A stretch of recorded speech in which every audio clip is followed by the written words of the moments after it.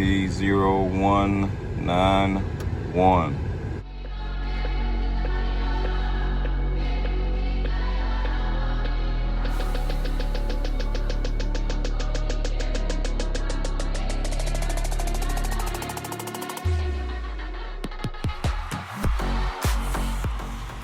Alright YouTube, what's up? It's Magnus. Today we're going to show you how to fix the P0191 code.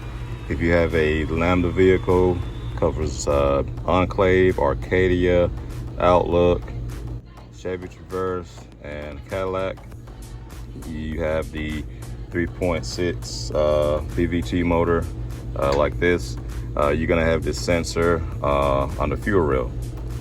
When you get that code, you're gonna get that P0191 code, and you're gonna get a powertrain code, another powertrain code, because basically the motor goes in a limp mode. When the sensor starts to act up, it'll make this code come up on the computer. If you're away from home and this happens, and it is this sensor, you're gonna shut the car off for a few minutes, start it back up, and it'll run fine for a little while. Actually, it'll run fine. Just depends on how bad the sensor is going out. It'll maybe run for a week or 2 weeks, and it'll start acting up again. But this is the culprit here. You've got this sensor here on the fuel rail.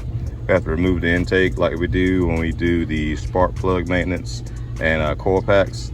I've got a video I did on that, show you how to take all this stuff loose. I'll put a car up so you can go check that video out if you want to know how to take all the wiring loose and remove the intake. All right.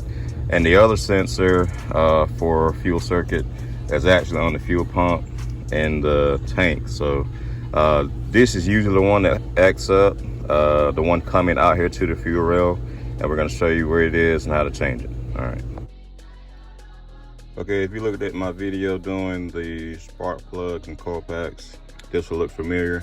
This is with the intake removed on the 3.6.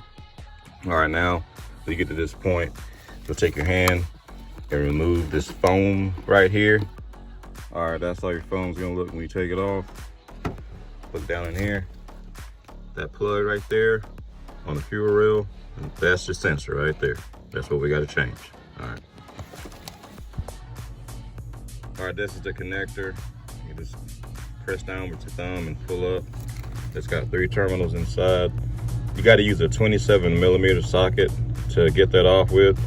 As far as I know, there's no special tool or a special socket for this.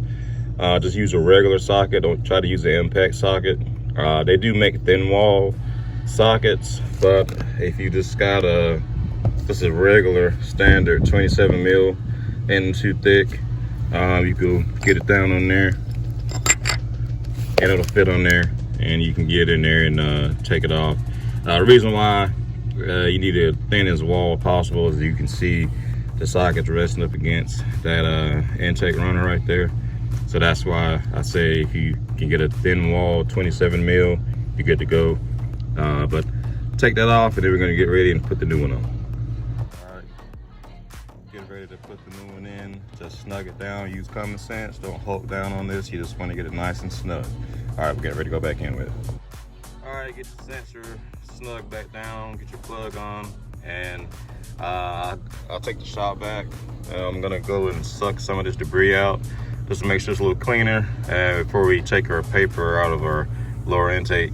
That way, you know, you don't get any trash or debris inside your engine. I'm gonna do that right quick.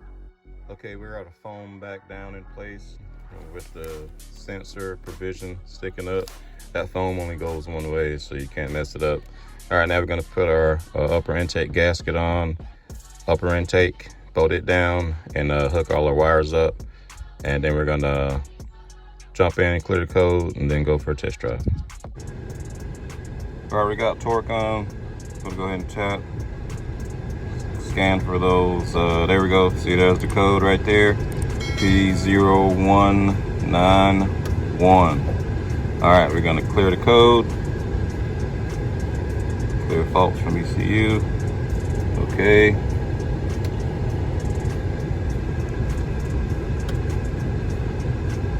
Clearing fault codes.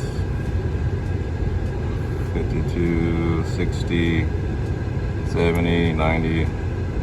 All right, complete.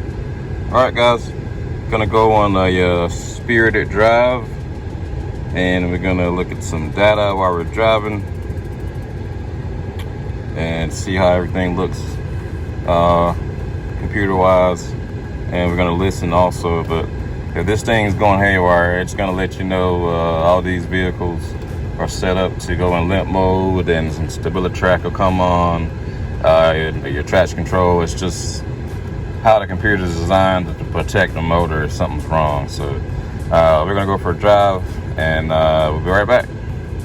Yeah, it's pretty good test drive. It's got a lot of pep like it used to have when we first got it. So temps are great, and like I say, things feels really strong again. So that might have been some underlying issues with a few other problems we had.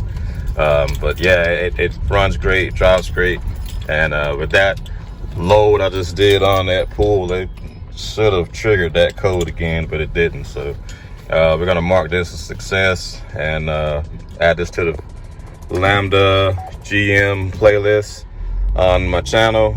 And guys, stay tuned. We got a lot of stuff coming for 3000 GT, Octane, of course, and Scourge. So stay tuned with those. Got more tech coming, more how-to videos. I've been Magnus. Enjoy the rest of your evening. I'm out. Peace.